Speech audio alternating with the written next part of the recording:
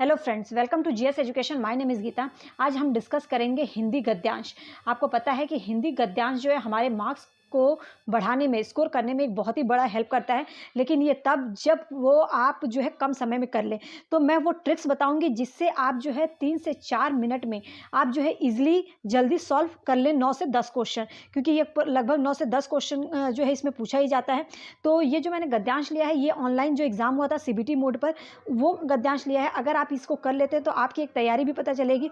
मुझे तो ऐसा लगता है कि हिंदी ऑलमोस्ट सभी लोग कर ही लेते हैं, लेकिन प्रॉब्लम कहाँ पर आती है, करने की बहादुरी नहीं है। हमें कम टाइम में सबसे ज़्यादा से ज़्यादा क्वेश्चन को जो है सॉल्व करना है, तो उन ट्रिक्स को समझना फिर सॉल्व करना। ठीक है, तो चलिए स्टार्ट करते हैं। ट्रिक्स को समझने की बात मैंने इसलिए कही क्योंकि आपको जो है कम टाइम में सॉल्व करना है, ताकि यहाँ का टाइम जो है आप अपने जो सब्जेक्ट आपको हार्ड लगता है उसमें अपना वो टाइम दे सके। ठीक है, तो चलिए हम स्टार्ट करते हैं। तो सबसे पहले जो है गद्यांश को सॉल्व करने से पहले आप पहले क्वेश्चंस को पढ़ लीजिए और अपने माइंड में रखिएगा।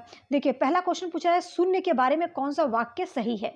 ठीक है, दूसरा क्वेश्चन क्या बोला है, संख्याओं के बारे में, संख्याओं के संदर्भ में कौन सी अवधारणा समझानी सबसे कठिन है। ठीक है, और थर्ड बात क्या बोल रहे हैं तीसरे क्वेश्चन में, विश्व में किसने पहल शून्य को संख्या के रूप में मान्यता दी। मतलब पूरे विश्व में सबसे पहले शून्य को जो है संख्या के रूप में मान्यता किसने दी थी, ये पूछा है। चौथा क्वेश्चन क्या है, चौथा क्वेश्चन में बोल रहा है शून्य एक ही समय में एक अमूर्त विचार और एक वास्तविकता है। ठीक है, इसका आशय क्या है, इसका अर्थ क्या है, ये हो गया 4 क्वेश्चन। पांचवा क्या बोल रहा है, शून्य की अवधारणा, क्या बोल रहा है, शून्य की अवधारणा आने पर भी मनुष्य ने इसे बहुत समय तक संख्या क्यों नहीं समझा होगा। तो ये ऐसा क्यों कहा गया है, ये हमें गद्यांश में ही पता चलेगा। और नेक्स्ट क्वेश्चन जो है ये तो आपका जो है किससे रिलेटेड है, ये हमारा ग्रामर से रिलेटेड है, जो कि हमें बहुत ही आराम से जो है पता चल जाता है अगर आपको ग्रामर आती होगी तो। अभी तो हमारे पास ग्रामर करने का टाइम नहीं है, लेकिन मैं आपको पूरा अच्छे से कराऊंगी, इसको आप कभी भूलेंगे भी नहीं। ठीक है, अब इतिहास का इसमें देखिए प्रत्यय पूछा है, पहले में उपसर्ग की बात की गई थी। और नेक्स्ट एक और क्वेश्चन होगा आपका इसमें 98 में, वैज्ञानिक में इसमें मूल शब्द पूछा है। बहुत छोटे छोटे क्वेश्चन है। स्वतंत्र में संधि विच्छेद पूछ लिया। तो अब हम जो है क्वेश्चन हमने पढ़ लिया, अब देखते हैं कि क्या इसके बारे में कौन सा क्वेश्चन जो है सही है। आप करना कैसे है आपको, वो देखिए, मानव इतिहास में हजारों साल तक शून्य का कहीं अता पता नहीं था। शून्य के बारे में हमें मतलब कुछ अता पता ही नहीं था, अगर मानव इतिहास की बात करें तो। ठीक है, शून्य की अवधारणा, देखो अवधारणा के बारे में बात की गई थी ना, सूर्य की अवधारणा आ भी गई तब भी काफ़ी समय तक मानव ने इसे संख्या नहीं समझा था। शून्य की अवधारणा आने के बाद भी मनुष्य ने इसे जो है क्या नहीं समझा था, संख्या नहीं समझा था। यह बात तो तय है कि शून्य प्रकृति प्रदत्त नहीं है। क्या बोला कि शून्य जो है ये प्रकृति की देन नहीं है, ये किसकी देन है, हमने शून्य का आविष्कार अपनी सुविधा के लिए किया है। याद रखिएगा, शून्य प्रकृति की देन नहीं है, इसका जो है शून्य का आविष्कार किया गया है और मनुष्य ने इसको अपनी सुविधा के लिए किया है। अवधारणा की बात में क्या कहा था कि अवधारणा आ भी गई तब भी काफ़ी समय तक मानव ने इसे स्वीकार नहीं किया था, संख्या नहीं समझा था।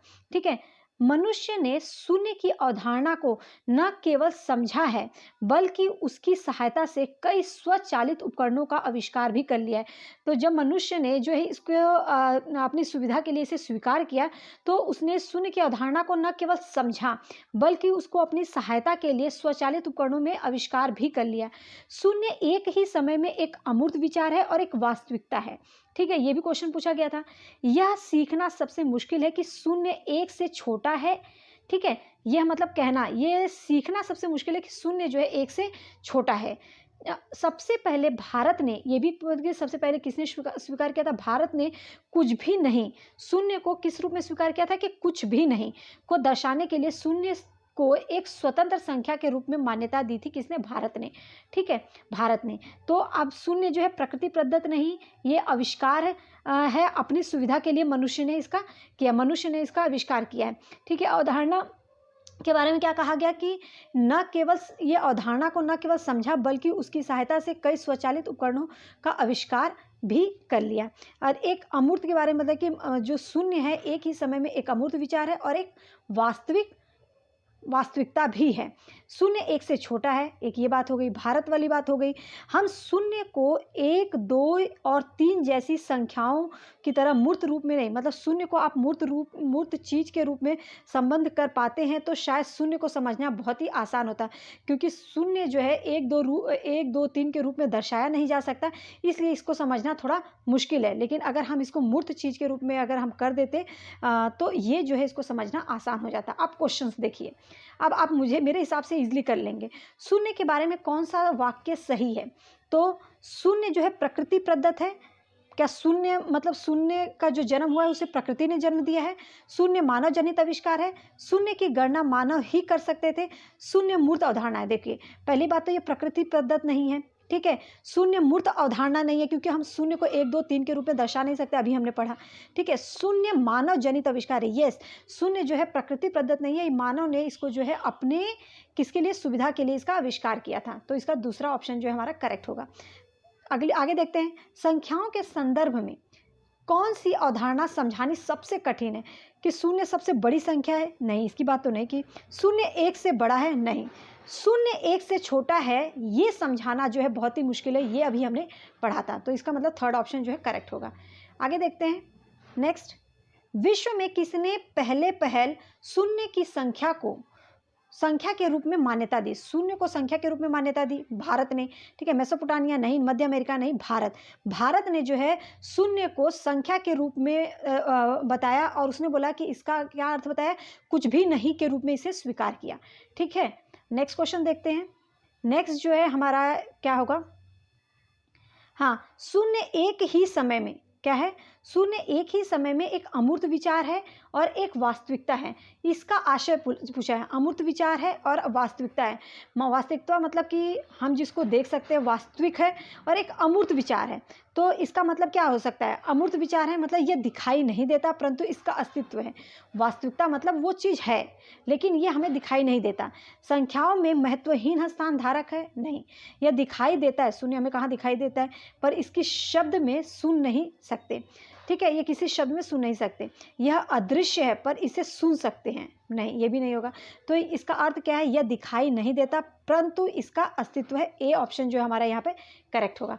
नेक्स्ट देखते हैं, शून्य की अवधारणा आने पर भी मनुष्य ने जो है इसे बहुत समय तक संख्या क्यों नहीं समझा?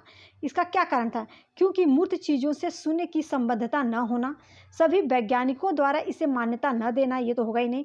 पशुओं द्वारा इसकी समझ, ये भी बात नहीं की गई। इसकी प्रकृति प्रदत्त न होना, नहीं। मूर्त चीज़ों से शून्य की संबद्धता न होना, इसलिए शायद जो है मनुष्य ने इसके बहुत समय तक इसको स्वीकार नहीं किया, संख्या नहीं माना, ठीक है। इसलिए जो है हमारा ऑप्शन जो है 1 करेक्ट होगा। देख लीजिए नेक्स्ट क्वेश्चन क्या है, किस शब्द में, यहाँ से हमारा व्याकरण शुरू हो गया है, ठीक है। किस शब्द में अव उपसर्ग का प्रयोग जो है नहीं हुआ है? तो अव उपसर्ग की बात करें मतलब अव जो है एक मूल जो शब्द में लगा होगा। तो यहाँ पे देखिए अवधारणा में अव अगर हम उपसर्ग निकाल देते हैं तो धारणा, किसी चीज़ के बारे में अपनी धारणा बनाना, राय बनाना, ये क्या है? हमारा मूल शब्द है। तो मतलब इसमें लगा हुआ है उपसर्ग, तो ये तो हमारा जो है सही होगा, ठीक है। अवधि, धी क्या कोई मूल शब्द है? नहीं। अवनीति, नीति में क्या होता है? अवनीति, नीति भी एक मूल शब्द है, बिल्कुल। नीति का मतलब क्या होता है? पॉलिसी, ठीक है। अवकाश, काश मतलब कोई भी चीज़, मतलब काश, शायद, ठीक है। तो यहाँ पे भी हमारा अव और काश जो है एक क्या है? मूल शब्द है। तो यहाँ पे कौन सा किसमें अव उपसर्ग का प्रयोग नहीं हुआ है? तो वो हमारा ऑप्शन जो है बी करेक्ट होता है, मतलब 2 करेक्ट होता है। अवधि में जो है कोई अव उपसर्ग नहीं है। नेक्स्ट देखते हैं, इतिहास में किस प्रत्यय का प्रयोग किया जा सकता है? अगर इतिहास शब्द लिखा जाए तो इतिहास में कौन सा प्रयोग जो है प्रत्यय का प्रयोग हो सकता है? ता नहीं, इतिहासता कुछ नहीं होता। इतिहासिक ये भी नहीं होगा, ता भी नहीं होगा, ई भी नहीं होगा।